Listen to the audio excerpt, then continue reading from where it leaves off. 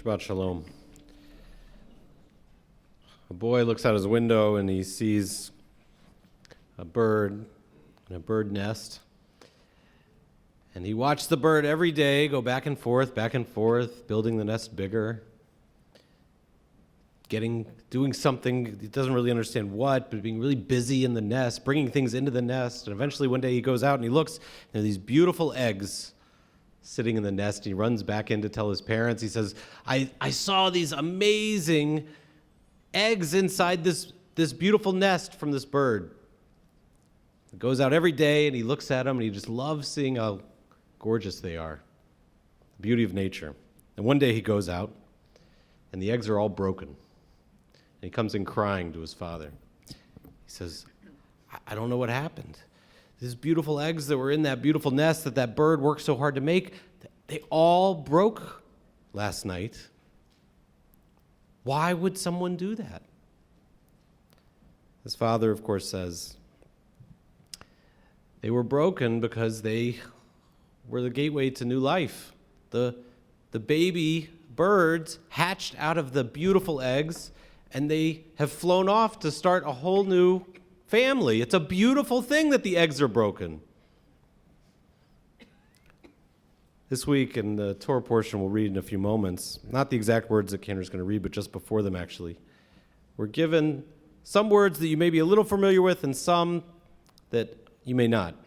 It starts, Torah tzivah lanu Moshe. Sometimes we sing that when we carry the Torah around, which means that Moses was given the task of having the Torah and teaching it to the people, but it follows that's only the first half of the sentence that makes it into the song.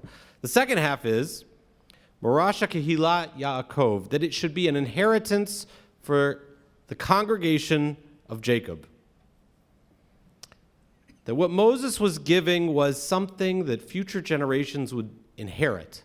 It wasn't a gift, the Torah by itself. It was something that was to be given over and over again, that was to spawn new life, to look towards the future. It wasn't a story about the past at all. When you think about giving an inheritance the way we usually talk about it, same idea. It's about holding on to something to give to the next generation so that they can do what they need to do with it in the future.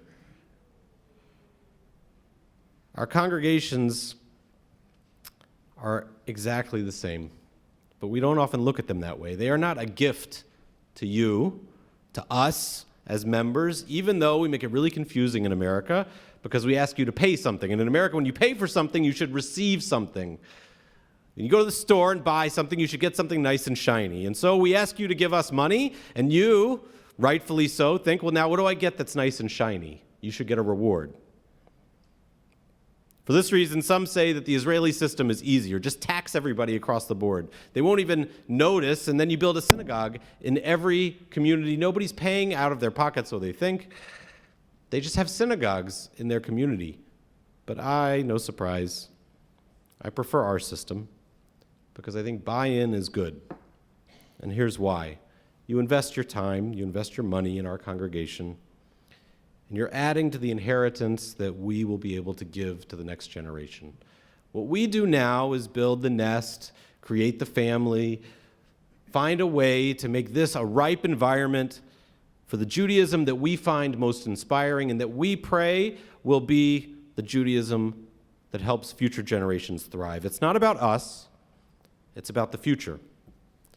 It's about building up an inheritance, not of money, but of community and values, so that the future is bright. Too often we think of what we have, though, as more like a savings account. We want to keep as much of it together as possible. We want it to be the way it always was. But we're not here to preserve something so that it looks the same as it did before. That's not at least what our congregation is about. We're here to create this Jewish environment that's so nurturing that our kids easily call it a home. To engage in Jewish learning that's so relevant that even the most secular among our congregants study with the most religious. To be so joyful as we will be in 2 nights on Simchat Torah in this space, that people who are sad and in mourning because they lost someone in our community can't help but smile because we're dancing with our children. in disco costume, as I know you've all purchased. To be so compassionate that no one feels alone. These are not always the definitions people use for Reform Judaism. And maybe many of you are not here because you were excited to be Reform Jews. Turns out that we're in a time where labels are dying off. We don't like to label people, label gender, label anything anymore. So maybe this is good for us. Because for a long time, the label Reform Judaism meant that we were the lightest Judaism that one could practice, that we were simpler than the others, that somehow we were the Judaism that would let you do whatever you wanted. Even if that wasn't true, if we're honest, that's how people talked about us. Maybe even how we talked about ourselves.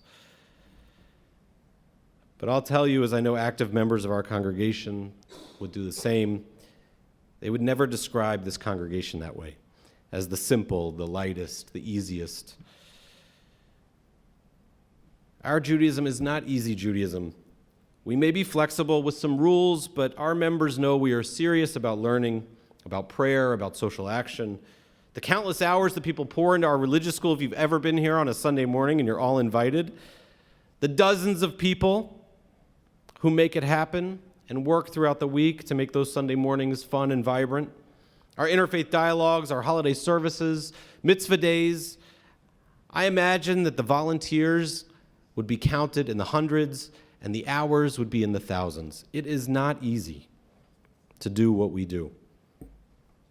And we may not follow the rules as the closest rule followers would, but for those of you who are rule breakers out there, you know that once you break the rules and get outside the box, it gets a lot more complicated. And so we don't spend as much time debating, perhaps, whether ranch dressing can be served with chicken. It's not an unimportant question, especially for Jews who are serious about keeping kosher. But that doesn't mean we don't spend a lot of time on other questions. Figuring out how Judaism fits the modern family is a serious, deep, hard question today. Creating a sacred huppah for a gay couple, including an interfaith family in Yom Kippur, creating an environment as we have where African American students, who are the vast minority in our religious school, feel as fully Jewish as their very Ashkenazi-looking peers. Those are complex Jewish questions, and we struggle with them all the time. And our members know that we love to talk about these questions, and we don't know that we always get them right, but we try. That's Reformed Jewish life today. It's a Jewish life that's dynamic, always working to be relevant. It's a Jewish life that relies on dialogue, on people talking to each other, even when we disagree. It's a constant conversation, and it's a Judaism that is far more diverse than we could have ever imagined even just a few years ago, in its people and its opinions. But above all else, it's a community that's always willing to look toward the future, knowing that we are responsible for the community and values that the next generation will inherit. We are not about looking backwards. We may work hard to preserve tradition, but we work harder to preserve the future. And so, on this evening, we celebrate those who are new members in our congregation, those who now are a part of the Temple Israel community, not because you wrote a check, although we won't turn that away. We celebrate you because you answered a call to help, because we need more people to put in more hours to help other people feel more comfortable in their Jewish life in Akron. You're not here just to be received by a community. You are here to give your time, your opinions, your help, to build the best environment for the future. That's why we're excited to have you, to get to know you better, to hear your family's story, to help diversify our congregation, to teach us something.